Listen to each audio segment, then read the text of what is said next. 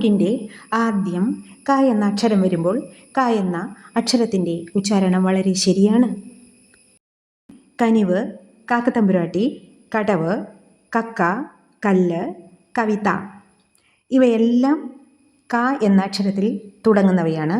ഈ വാക്കുകൾ ഉച്ചരിക്കുമ്പോഴോ ക എന്ന അക്ഷരത്തിൻ്റെ ഉച്ചാരണം ശരിയുമാണ്.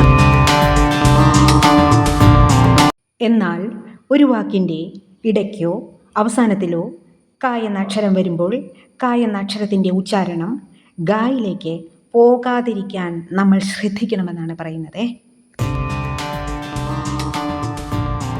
രാക്കിളിപ്പാട്ട് എന്ന ചിത്രത്തിൽ ശാരികെ നിന്നെ കാണാൻ എന്ന പാട്ട് പരിചിതമല്ലേ?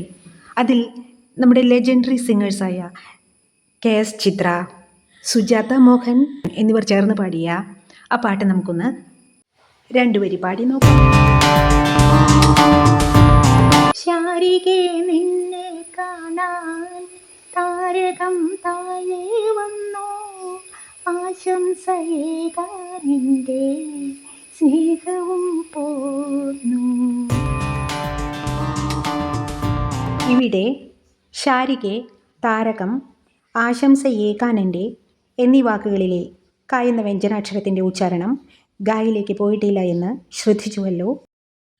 നമ്മിൽ പലരും ശാരികെ, താരകം, ആശംസയേകാനൻ്റെ എന്നിങ്ങനെ ക എന്ന അക്ഷരത്തിന് പകരം ഗ ഉപയോഗിച്ചുള്ള ഉച്ചാരണം വേണ്ട എന്നാണ് പറയുന്നത്.